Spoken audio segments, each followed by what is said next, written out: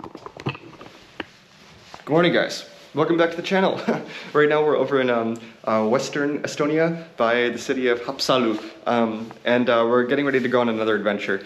This is the hotel room that I'm leaving right now. It's about 20 bucks. So 3 beds, everything is good. There's a nice shower. There's a good sauna also here. So I'm really grateful whenever I see showers now. After spending time in the villages of Bihar, like sometimes it's actually hard to find a shower. So now, whenever I see a shower, I will very gladly take it. Anyway, let's hop in the car. Let's go for another adventure.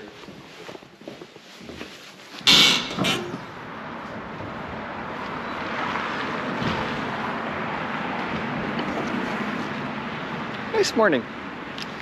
Good temperature today. Okay, let's go.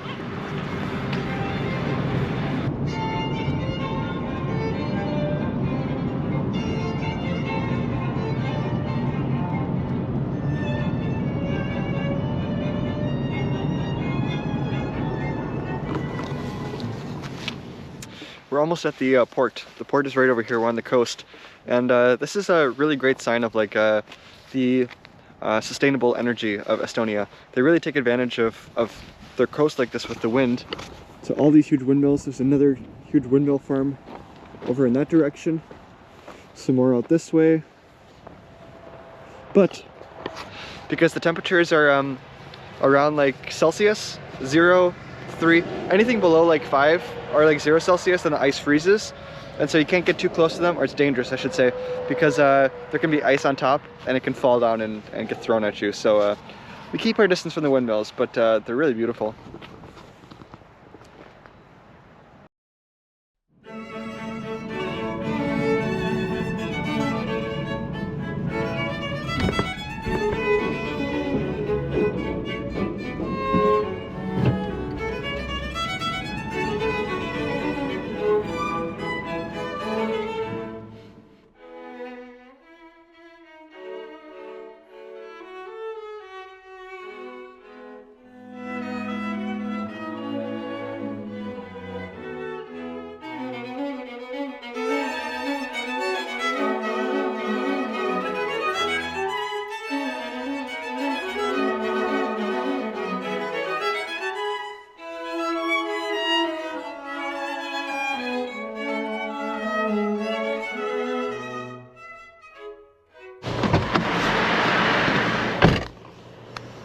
Okay, we're back in the car now. We're just pulled up. I was talking to some NATO military guys up on the top deck, talking about all the fighter jets and everything that are coming to stay on all the bases here. He said it's like a big parking lot now, just to get up on the front line of Russia. Very fascinating. Anyway, but we've arrived here. By the way, I forgot to say the ferry was 16 euro or something. Oh, it's moving. Okay, yeah, we've arrived. Here, let me show you real quick. It's kind of loud.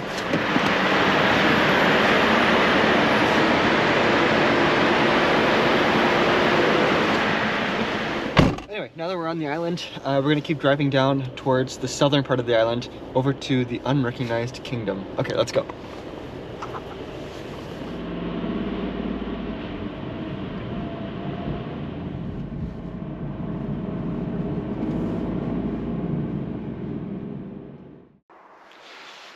Okay, so it's now actually been like probably 5 hours later or something. I get very easily sidetracked. After taking the ferry, then I found a meteorite field, and I spent the next few hours becoming an expert on meteorite crashes. Anyway, so now we're almost over by the kingdom. We're maybe about 30 minutes away, but I just passed this battlefield, which I think is kind of interesting.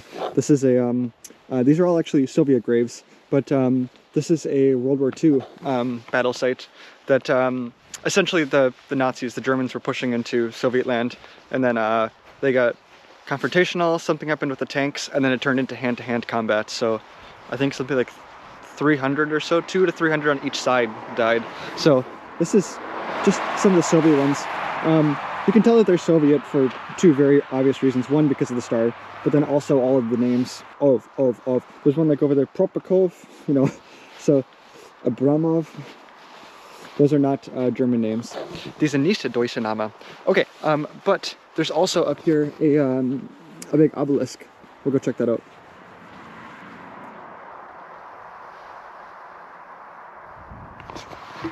It's actually pretty interesting because it's a World War II monument, technically, the 1941 to 1945. But perhaps what's interesting to me about it is that this is not. The bottom one is Russian. The top one up there, though, is in proper Estonian, which is actually really surprising that the Soviet Union would allow that to happen. Usually they didn't like it when they put their own native languages on there. But as you can see, it's got all these faces carved into it. Some on the side over here, but then I thought at first it was just falling apart, but it turns out, yeah, that it's soldiers. Hello, swans. Okay, we're running out of daylight, so I don't mean to be so quick, but the sun sets. This is kind of like the easy way. It's about 2 hours or so until the sun sets. So we still have half an hour drive to get there, and then I have to go talk to the villagers because there's some interesting things about the Kingdom of Torgu. Okay, let's go back to the car.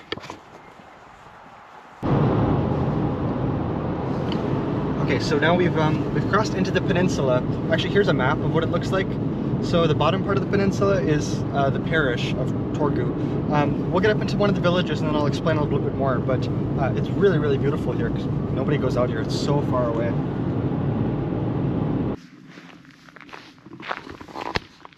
All right, well, we've reached the end of the peninsula and it seems very, very quiet here. This is one of the museums over here, but obviously artifacts from all of the war history here. Hey, NATO, American flag. You can find America everywhere. You just gotta open your eyes to find it. Okay, there's a few things that I'm looking for here. Number one, I don't know if there's anybody here, actually. It's just extraordinarily quiet. I'm gonna walk over this way. I guess we'll see what happens. But there's some interesting things that I want to figure out here. So essentially, the reason why this place exists is that it's a nice lighthouse. Anyway, so when the USSR was breaking up back in 1991 or so, Estonia was one of those first countries to break away. And so when they were breaking away, then they created a new constitution. So Estonia created a new constitution, and in it then they list all of the parts of Estonian land. What's important is that when they wrote that, they accidentally forgot to include a small part called the Torgu Parish, Torgu. And so, so nice here, isn't it? Anyway, so they forgot to include Torgu, and so then the people here were like, oh hey, I guess we're not part of Estonia, so let's make our own place. And so they created a kingdom, and they created the Kingdom of Torgu. And so this place is, they didn't have a king before, obviously, and so then they just asked around all the villagers, and they're like, hey, anybody want to be king? And they all just decided that one of the journalists in town, Kirill, I think his name was going to be king, and so they're just King Kirill. And so then eventually Estonia obviously figured out what went wrong, and when they rewrote the constitution, then they re-included Torgu. The people were happy to be part of Estonia, of course, and but it's kind of like an in-joke, like an inside joke here, and so they all laugh about it that it's their Kingdom of Torgu. So there's flags and everything here. I'll see if I can point one out for you. But the thing that I'm looking for most importantly here is that they do have a local currency. A local currency, but the local currency is tied to, you know, okay, so some places, you know, like for instance, the dirham from United Arab Emirates, 3.64 or something, tied to the US dollar, okay? So it's always attached to the US dollar, whatever that's going, then their rate fluctuates as well. I'm an ambassador for the Republic of Užupis. It's a long story. That's in Lithuania. A few months ago, then I planted the flag of Užupis in Russia, in the coldest inhabited place on the planet. But there, they also have their own currency, the Uj, and that is tied to 1 pint of beer. Here, the local currency is tied to a half liter of vodka. The half liter of vodka we can also find in the shop. So I really want to see if I can get my hands on some of that, the local currency. So it appears that everything here is pretty dead, very quiet. Hello! Nobody here. There is a car here, but there's nobody here. I don't see anybody.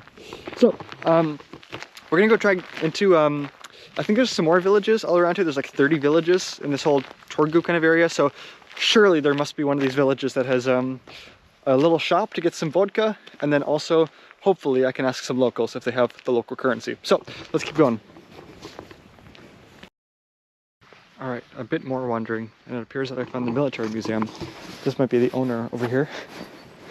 I don't think they're expecting any guests. Maybe this is the museum. They could be open.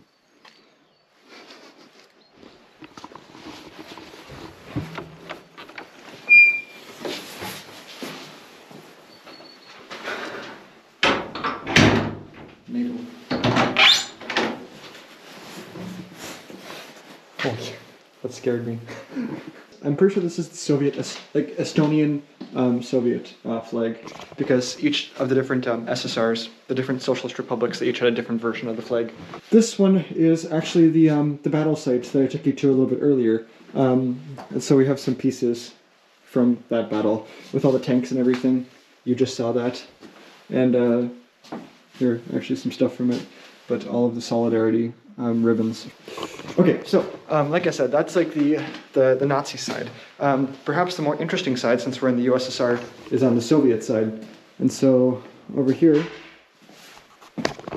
somebody's coming. Hello? G'day. Hi. That's a coffee and tea, please. Yeah, yeah. The Torgu Museum, that was 1 week old. Anyway, so he's doing some stuff over there. Let me keep explaining some of this real quick. I don't know who's going to be okay with me making a video here, but this is all like the Soviet side then. So down here we have Gorbachev, some Soviet stuff over here, CCCP of course, pretty sure Yeltsin, but it says Yonenko. I'm pretty sure it's Yeltsin though, Boris Yeltsin. And then Lenin of course, a nice whimsical photo of him, drawing.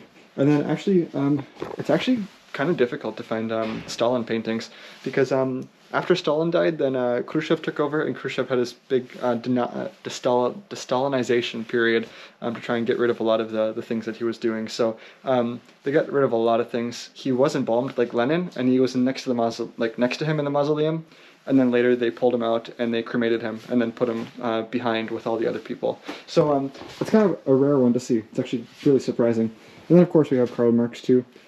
Some more of the Soviet Estonian flags. It's really fascinating to see like USSR flags. They're hard to find actually. Anyway, he was basically saying, I'm assuming that I can go to the Natural Museum too, so we'll go look around the outside as well and see what we can find. It's the museum that keeps giving and giving and giving. It's massive. Anyway, I was talking to the guy. He doesn't speak any English, but he's not очень чуть-чуть русский, очень маленький русский. He understands a little bit of Russian, and so I was asking him. Not sure what this is. I was asking him where I can find the local currency. I'm trying to think. There's no internet out here, so I'm trying to think. Okay, in Russian, how do I ask? So I think it's dengue for money in Russian. Dengue tuda, and then to say the kingdom. I don't know what kingdom is in Russian. So since he's a military buff, he knows about German history, and so I can say Königreich, which is German for like the kingdom. And so I'm asking tuda. Dengue Königreich, and he's laughing and he says no. Me? No. Oh, hello, good morning. He's saying no, he doesn't have any local money, but he's basically saying go to the magazine, the shop, maybe down the road. Maybe you can find it there. I don't think they actually have it in circulation anymore, but we can try. Okay, let's head out. Before I leave, there's two other things I need to show you. First off, are these mines. These would be out in the bay. Obviously to set off when ships come. And then probably most importantly over here we have some of the rockets. S-125. It's all in Estonian too, so I can't understand a single thing what they're saying. I don't think you can still light that, but a fascinating piece. I have no idea why he has this. I'm pretty sure that's not the kind of thing that you just find sitting in the backyard, but alas. Okay, we're gonna hop back in the car. We gotta keep going. The guy left. I don't know. He said, "Очень приятно. Nice to meet you." Okay, all right, let's go. Okay, I kept driving and I found one of these villages in the center of the peninsula. So I'm gonna go inside and ask them maybe if they have the local currency too. Dengue? Königreich. Torgu Parish. See Salmega ainult ju, Salme koos. jah, Salmel on jah. Salme. Salme? Salme ja. It appears that they don't have it. Oh man. I'm remembering how bad my Russian is. I didn't expect to be speaking Russian in Western Estonia. The guys are coming outside behind me. I think they're basically saying... They're basically saying to go back from what I understood, to the lighthouse. I think at the lighthouse they might have it, but the lighthouse is closed. So I have to keep going to the next village. I'm thinking that maybe somebody just might have it because they issued it kind of as a joke back in 1991, so it's over 30 years old currency. So maybe somebody just has it in a collection. So we'll keep asking.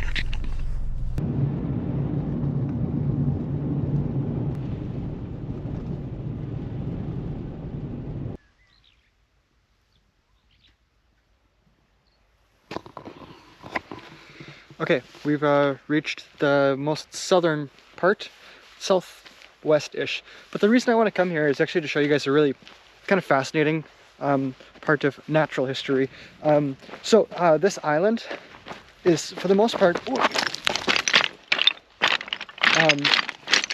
it's for the most part very flat. Estonia is a pretty flat country, besides just the mountain in the southeast that they're very proud of.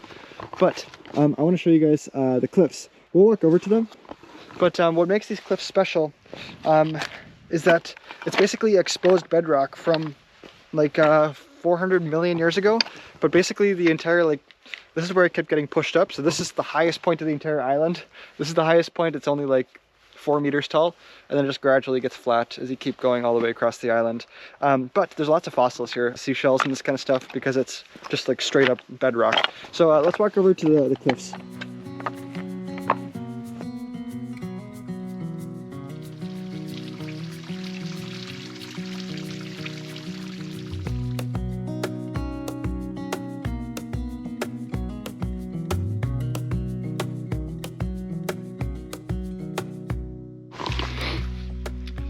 And with that, it's an end to another beautiful day.